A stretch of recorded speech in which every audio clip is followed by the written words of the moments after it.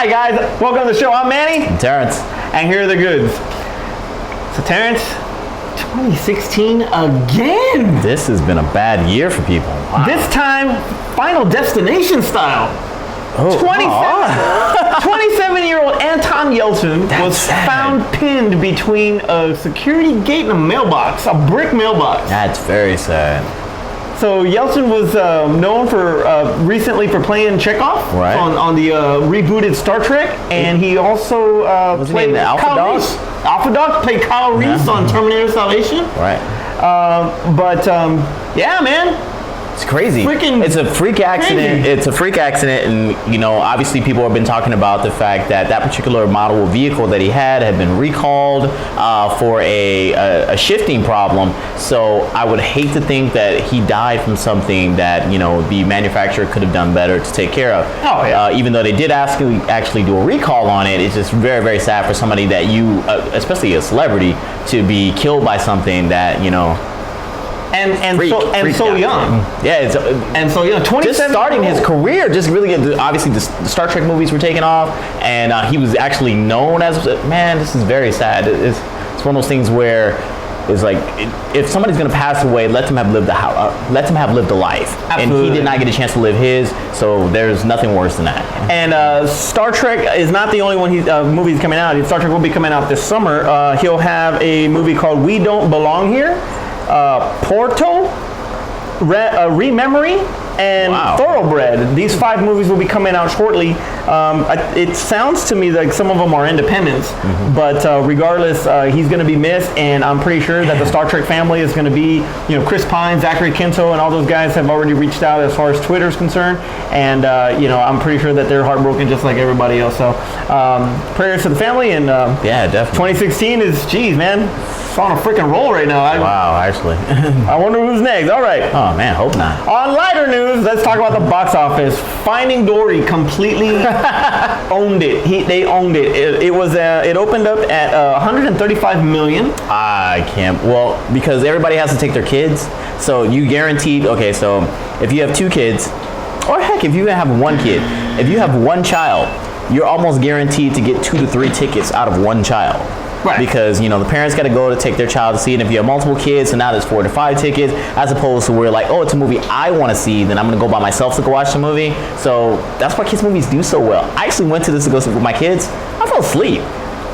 Well, this is a sequel to Finding Nemo, and that was one of the biggest movies of all time for Disney.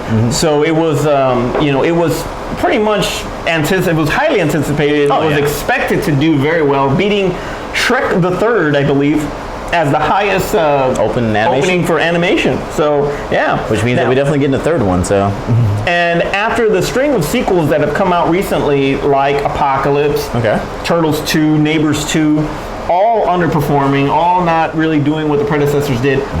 I'm gonna give an asterisk to Turtles though, because Turtles was released in August of 2014. Turtles 2 was released early June when everybody was graduating. When they were graduations, school just finished. Well, I think that thing should have been released in late July or early August. I think what they were trying to do was trying to get the money for people being out of school, as opposed to doing it in late August where people was getting ready to gear back up and go to school. Yeah, but that's where it made all its money. And it was even going up against Guardians, and it still did good in August. So I think that I'm gonna give it an asterisk. I think it was. I don't think it built enough audience from new people as opposed to still carrying over the people who love Turtles as adults.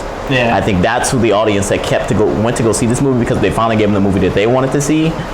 And I don't think it got enough of the younger crowd to get on board with the Turtles. Now, here's what's bad is that Toka and Razor do better than Bebop and Rocksteady. How does that work? Well, in the original film, well, not in the original film, but in the original sequel, in the original sequel, they were supposed to. They just couldn't get the license done. I know, but that's what sucks. That Toka and Razor. So I actually just refer to them as Bebop and Rocksteady. It was Bebop and Rocksteady. Well, it beat out Central Intelligence that starred The Rock and Kevin Hart, opening up to over 35 million, I believe, over the weekend, and that's pretty much what was expected. Yeah, because it was.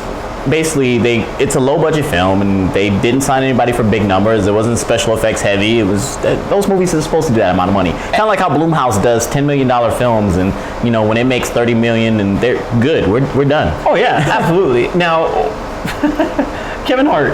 Oh, I'm glad. A good transition. Is he getting typecasted? Because is he Kevin Hart in every movie? Because this is one movie I don't think he was Kevin Hart. I think he played the straight man, and The Rock was the one that was kind of a knockoff. Would you rather see him be the straight man, or would you rather actually? A better question is, do you see him carrying his own movie? I would. Okay, and I mentioned this in my review. All right. I was actually happy that he was playing the straight man in this particular film, because I'm so sick of him being the angry black man in every comedy that he does. He was just like, oh, I'm the short angry black man that overreacts to everything that comes up that involves me. I'm tired of it. I'm so tired of it.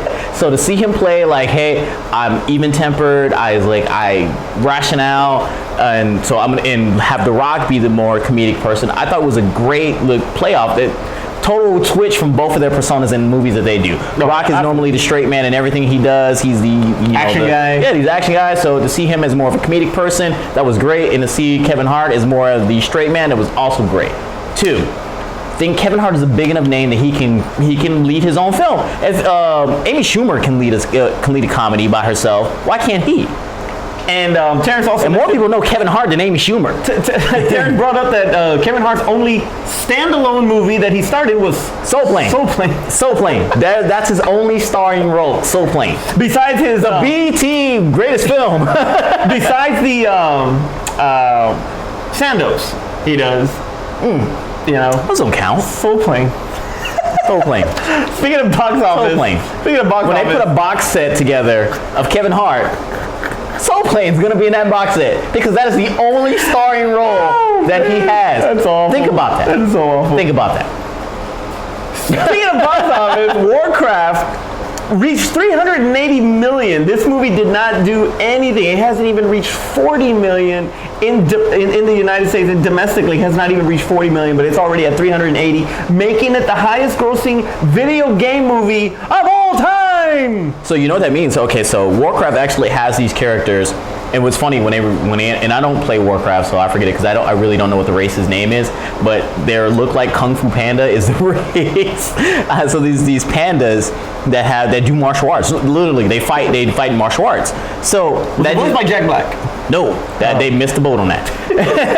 But so in the sequels, they kept talking about introducing different characters. So since it does so well internationally, and obviously in China, how well it did in China, then this film is going to actually feature those characters. I mean, that's not me. That's not me knowing anything. That's not me. But I'm just saying, it was like the sequel, because it doesn't do well here, it is going to be totally. It's going to be totally Asian biased in the next sequel, because it's going to get a sequel. It's going to get made. It's going to get a sequel. I mean, so basically, it's going to. I mean, that one is definitely. It's basically it's just going to be all Chinese focused. So kind of like how Transformers 4 was all Chinese focused. Warcraft is going to be Chinese focused. Video game movies have been trying to, Hollywood's been trying to get into video game movies and so many properties. And we talked about it recently in another show about the anticipation for more video game properties. Right. Now, so far, Warcraft has been the #1 video game of all time movie. But, you still have Assassin's Creed coming out that has a lot of potential, because the trailer looks awesome. Oh, the trailer looks really good. And Angry Birds so far has worldwide. I forgot that was considered a video game absolutely. movie. 327 million worldwide, 103 million in the United States. So it has, but it had a great cast too. You got freaking Jason Sudeikis and Danny McBride, and I wonder why that one did so well and Ratchet and Clank didn't do. Well, think about that.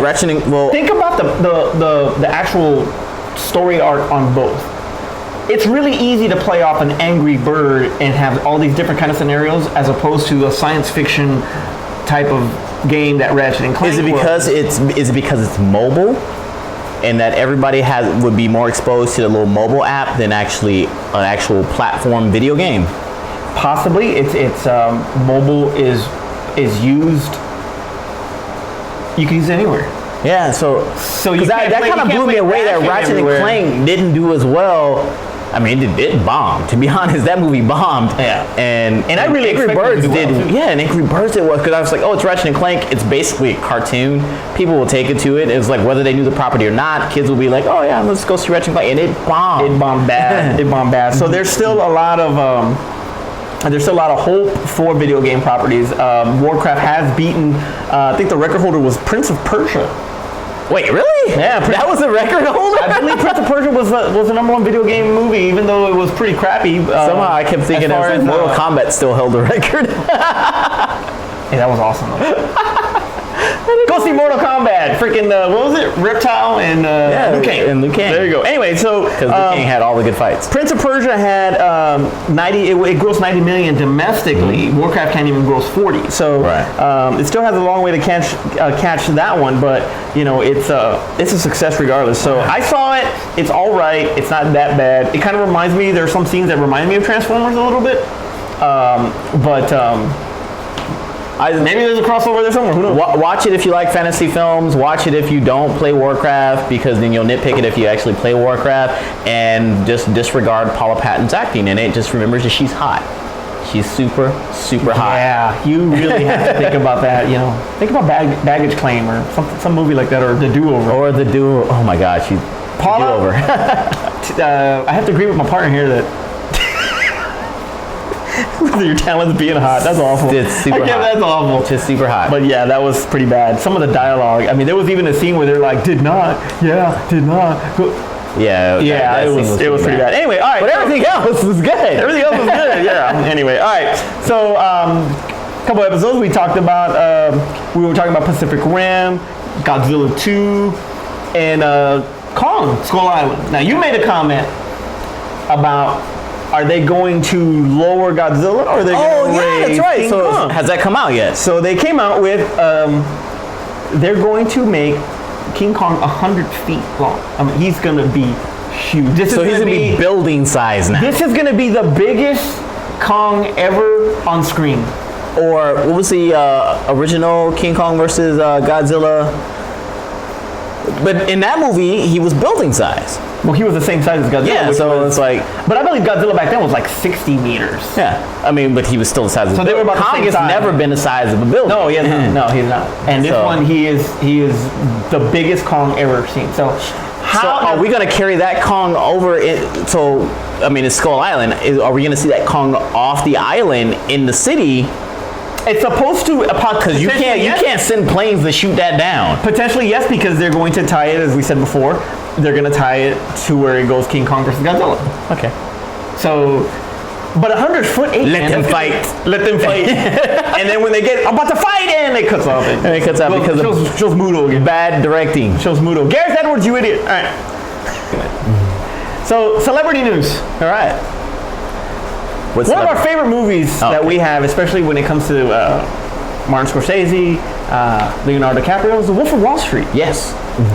So Leonardo DiCaprio has been summoned pretty much to testify in a defamation lawsuit filed against Paramount Pictures for The Wolf of Wall Street. Who did they defame? Andrew Green is filing a lawsuit for $25 million for his portrayal by P.J. Byrne, who played the rat face, or the little chubby dude with the glasses, not Jonah Hill, the other one. I don't remember that character. Yeah, with the freaking toupee or whatever, remember? And he's the one that rats them out. Oh, yeah, okay. Well, really? This role has made this guy lose about $15 million. Because nobody trusts him now? Yes, pretty much. He says that the portrayal is highly inaccurate. He lost his fiance. Basically, the guy, nobody, like you said, nobody trusts him. He can't get a job anywhere. So he's filing a $25 million defamation lawsuit against Paramount Pictures, and the prosecution has ordered Leonardo DiCaprio to testify. Why the hell? He has nothing to do with it. Script? By the way, the script was written based on a book that the actual guy wrote. So who's to blame? Is it Scorsese, P.J. Byrne, or Jordan Belfort? Belfort! He wrote the book! He wrote Actually, I wouldn't even blame. I mean, if I had to blame somebody, because I really wouldn't blame anybody in this. But if I had to blame somebody, I'd blame Belfort because that was his depiction of who that character was. Absolutely. Scorsese just adapted the book into a screen. Absolutely. I'm not even sure if he even wrote the screenplay. Talk to the guy who wrote the screenplay. Yeah, but I guess what it is that he just directed the film. Is that Paramount Pictures is the one that greenlit it? They put it out there. Scorsese based on a book that was already written. I think it should be. That's like the Hobbit suing Tolkien for saying, like, we're tired of being portrayed so short. Who cares? I can't get a Nike shoe deal because y'all made my feet too big. Yeah, I'm suing you. That's awful. But that's how stupid this is. It's very stupid. But I understand why he's suing them, because if anybody, who has the money to pay it? Paramount. So you sue the studio, even though you know that they're not really at fault. It's another. But if he sues him, he's not gonna get any money from that. He can't sue him for that much. But Paramount can pay. Paramount will settle. That's what he's hoping. He's not hoping for them to actually win a case. He's hoping for them to be annoyed by it and say, how much can we pay you off? All right, 10 mil? Cool, here. Yeah, here. Done. Go away. Yes, go away. Exactly. And you know what? This is so stupid. More than likely, that'd be enough for the guy to go. Your fiance win? Show him the check for 10 minutes. So he asked for $25 million, right? Yeah. He didn't want $25 million. You asked for way more than you think you could actually get. Yeah. You can bargain down and get something that you'll be comfortable taking. So that's how lawsuits work. Yeah. Between 10 and 15, he gets his fiance back when he shows her the check. You're done. Dude, they probably give him 5 and he'll probably be, all right, cool, I'm good. But don't waste Leo's time, man. Come on. He's still trying to. Because of the lawsuit, they gotta. I don't understand what was his testimony do? Because it was like, yes, they had him portrayed that way, but it was based on a book, based on a screenplay that was given to my director, who told this character actor to do this. Can I go home now? Yeah. I got a Marvel thing I have to look at. Oh, yes, Leo in a Marvel film. Let's make that happen. Let's make that happen. So, in more crazy-ass celebrity news, Amber Heard, who's going through a divorce with Johnny Depp for domestic abuse, is potentially, they're thinking she might be losing her job as Mara in the Justice League. Yeah, because didn't she, like, she's under a lot of stress, she lost a bunch of weight and stuff like that, and she's not in filming shape right now. She's lost about 20 pounds, and she is believed to not be camera ready. Yeah, that's the word I was looking for, camera ready. She was supposed to be flying to London for a fitting, and basically they canceled it. They were like, girl, go home. Girl, go home, girl. Go eat a sandwich or something. Yeah, so that's very sad, because if all the allegations are true, it's very sad to not only know that she went through this, but also to know that it's affecting her actual business life. That, like, it's affecting her getting roles and starting in movies and stuff like that. So sad. But it sucks for both, because it's probably in her best interest to not be involved in too many things and actually handle that. Not right now. That she needs to handle personal stuff. So by them sitting there like, go, we'll do your stuff later. It's really important. Do that stuff, have a healthy mental state, and then get back to doing it. Yeah, because I don't think that you could focus on a role as, I mean, DC's in a position right now where they really need to hit this Justice League out of the park. The last thing that they need is, one, they don't need negative publicity because they have enough now. That's BS. Yeah, that's. And two, they need to get the best out of the actors for these particular roles. So you're absolutely right. She needs to take care of her stuff first, and then whether it's that particular role or just something else, then she can come back and do it. I wouldn't be surprised if they recast her. Yeah, I wouldn't be surprised either. So good luck, hon. I hope everything works out. Yeah. Johnny Depp too, man. Fuck, Alice in Wonderland. Just the stories I heard about this, I was like, man, that does not ring Johnny Depp to me. Yeah, and then he's pretty much, man, the way it looks like he's riding on freaking Pirates of the Caribbean. Because if that's not a hit, then he's just poison now. Oh yeah, because Johnny Depp's gonna go broke sometime soon. Right? No, he ain't going broke. Yeah, he's just that dude can go. Why was like a $400 million loss, divorce, $450 million, something like that. What? I always think about when Eddie Murphy would talk about the Johnny Carson divorce. What was it, $50 million at that point? $150 million. $150 million. $400 million. 400, and they were married what, like 5-6 years? And $400 million. Somebody got to die. I ain't moving back with my mama because you ain't in love. All right. So sad. So sad. Well, Amber Heard's not able to go to a fitting for Justice League, but a lot of the actors have gone to their fittings, and they have sported some pretty badass costumes. So now it's time for our top 5. And we're back. All right, so top 5 costumes of hero costumes. I threw it out there, and last show we were actually going to do the top 5 remakes that need to happen with all female cast. So I put it out there. I put car chases again because I'm waiting for somebody to vote for car chases. And I put top 5 Fast and the Furious movies. And I put best hero costumes, right? All right. And the freaking best hero costumes won 50 to 25 and 25. Go figure. So that's what we're gonna do these costumes. I really wanted to do the remake with women. That would have been awesome. But the fans decide. So, thanks. All right, let's talk about my crappy top 5 here because I didn't know even how to approach this top 5, but I worked something out. All right, so Integrity. Number 5, Hellboy. That's interesting. The design that Guillermo del Toro came up with for Hellboy was true to the comic. I mean, as close to saying something was of the comic, Hellboy was. I mean, they embraced the redness, the horns, and everything about the particular character. I thought that was a great job of what they did because if you see it in the comic, you can't really say, like, this is going to translate well to the movie, but they embraced it and you just kind of go with it and accept it what it is in the movie. So I like that costume. I'm not a big Hellboy fan as far as the movie went, but I like the costume. I thought it was a really good thing. Part 2, good. All right. Number 4. I don't like this movie, but it was one of those things where it's not Batman and his nibbles. No. It was one of those things where I was just happy to see it on screen, but I really didn't like the movie. And I'm gonna go Masters of the Universe, Dolph Lundgren. As He-Man? Because think of any other.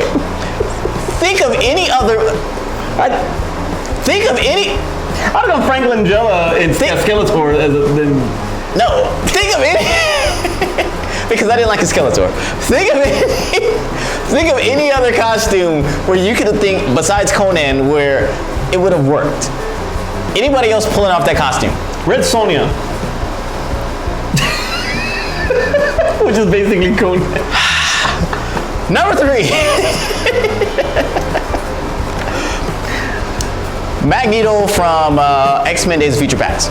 I had to actually specifically state Fassbender. Yeah. Because I forgot he was in that film too. Fassbender. I think at that point, they got his costume right. I think they didn't overdo it with the red and purple like they kind of did in First Class, and I don't think they kind of overdid his helmet like they did in Apocalypse. Or the Ian McKellen version with the crappy little kind of monochromatic suit where it was just kind of like just 2 colors. In what movie? In all of the first trilogy. So that was my favorite Magneto costume because they really liked Magneto and I thought they really got it right in X-Men Days of Future Past. All right. What was that? That was number 3? Number 2. Deadpool. Obviously. You didn't like Deadpool's costume? Come on! Wait, where is he? Come on! I gotta go. Nobody comments right now. Hate messages. Care of Manny. No, I'm not. Never mind. Costume, comic book accurate. Was Ryan Reynolds as Deadpool. Absolutely. You really can't. They even got down to his eyes moving and stuff like that. The pouches in the costume. I mean, you couldn't get any better than that. They even put the little thing on the back, which is supposed to actually represent like a mask that you pull over, even though his was like a leather zip up. But they still did it to be comic accurate. Right. You can't beat that. All right. So that moves me on to number 1. Oh, it better be a good one, man. It better be go. Who? Captain America. Captain America. Captain America. And I'm going to say Captain America. Which one? First Avenger. I agree 100%. First Avenger. I think that was the best one out of all. Even though it wasn't comic accurate, it was the best translation to a film comic book that they could do. And as they go on with other films, they keep trying to bring in elements of the comic book. Like in Avengers, they try to do total comic book, which didn't really work on screen. No, it didn't. And I thought that the one from First Avenger should have been the one that they used on Avengers. Which is why they actually tried to go back to it in Winter Soldier, where they came back in. Worked. Yeah, they went back to it. And that's why in Civil War, you still get another version with just elements of the costume. But the way that they did it, they know that was the perfect costume they could ever do for Steve Rogers and Captain America on screen. It just totally worked. You accepted it not being comic book accurate because it was a real world costume. You would think that if Captain America was a real person, this is what he would wear. And that's why that costume was great. And that is my top 5. And put your hate mail in the comments now. Until the Hydra costume comes out on the movie. Because people are going to come up with some stuff that I didn't think about. But those are the 5 ones that I really enjoy in movies. Well, number 5 for me was Captain America. Number 5? Number 5. Number 5? Number 5. You just made faces at my Deadpool and you're going to put number 5, Captain America? I made a face like a bad face. I made a face like, you'll see in a minute. All right. The first Captain America, I think they hit it spot on. I thought it was a great costume. I loved it. And when you're looking at the teaser poster and he's looking down, he's got the shield on. Awesome. It's perfect. It's awesome. Number 4, Spider-Man, Tobey Maguire's version though. No! Oh yeah. Oh my God! I'm gonna pick a Spider-Man. This amazing Spider-Man costume. No, I did not like Garfield because I know Amazing Spider-Man 2. Amazing. I didn't like it in 1. Amazing Spider-Man 2 was the perfect Spider-Man costume. No, I still Why did I put He-Man on here? Amazing Spider-Man 2 was the I like Tobey Maguire's in 2. If you want to go that route, fine. Or even the black one on 3, that was actually pretty tight too. No. The black one. All right then. Well, no. That's my number 4. No. Amazing Spider-Man 2 was the perfect Spider-Man costume. Number 3, Iron Man from Iron Man 2. When he has it in the briefcase thing and it freaking comes out and he gets whiplash and that was an awesome. Iron Man 1. No, Iron Man 2. Iron Man 1. Better. Iron Man 1. Well, better than Part 3 when it didn't even freaking work. I don't know. How about Civil War Iron Man costume? No, Iron Man 1. Iron Man 2. All right. Number 2. Deadpool also. And that's why I tore it because damn it, we had the same one on our freaking. Was Deadpool, and you're absolutely right. The red was great. It was a great color of red. The facial expressions. It was an awesome one. Even though it had the bullets on the butt crack, but it was awesome. Sometimes shit goes down. Sometimes things go down. And still remember whether or not he left the iron on. All right, number 1, Batman. Which Batman? The Dark Knight Rises. No. I never. Hold on, wait. Okay, fine. Never liked. How about the Dark Knight? I never liked the turn head Batman. I want the cowl. I want the full cowl. No, because he can't fight. He can't That's how good Batman is as a ninja. He wasn't even in your top 5 of superheroes. What are you talking trash for? He was number 5. His costume is better. Costume in the Dark Knight Rises. I think they got it right on the Dark Knight Rises. You wouldn't even say BVS costume, even though I think his ears are too short. I don't think it's too short. I don't like short Batman ears, but the rest of his costume was awesome. Yeah, the rest of it was great. I just don't like the ears. My number 1 Batman. But you like the moving head. Listen, my number one Batman costume, in all honesty, is Arkham. All right. Is the one in Arkham. Yeah. On the Arkham game. But we're not doing video game costumes. That's my favorite freaking Batman costume. But since we're going motion pictures, I'm gonna go with Dark Knight Rises. This has probably been our most back and forth as far as as far as our top 5s, because where'd you think go? Because I totally wait. Sorry, this is what it's like to be on the show. All right, so your top 5s. Which I can't. It's crap. Anyway, honorable mentions: Spawn. The Michael Jai White Spawn was actually pretty freaking tight. That was pretty good. I would say Amazing Spider-Man 2 was my honorable mention. Dredd? Dredd was awesome. Dredd was a great costume. I really like that costume. God, why is it? And I put He-Man in my top 5. He picked He-Man over Dredd and because Spider-Man. I'm a big He-Man freaking fan, so that's why I had to put it in. It needed some love. It needed Dolph Lundgren. You needed some love. He-Man needed some love. That's why I added it. I'm gonna give some love to freaking Chadwick Boseman and Black Panther. That was actually. Oh, it was an awesome costume. That was a pretty tight ass. I just don't think it had enough time to set in for me to say it jumps over other costumes. And Vision. It is his was a great costume is too. So clean and makeup is so clean. Loki. What was it? The first Thor or when he wore the horns? The first Thor, yeah. Yeah. Yeah, that was a really He wore the horns. Yeah, so I think that would be there's some more out there, but those no, trust me, this is a lot of room for you guys to put in your absolutely. top 5. So definitely make sure that you put down your list, because I love seeing the list, and it always makes me think like, crap, I should have put that one in mine. Definitely. Like I'm still gonna be kicking myself in the behind by not putting Amazing Spider-Man. But he puts He-Man. He puts He-Man. Somebody needed to love He-Man. Howard the Duck. Amazing.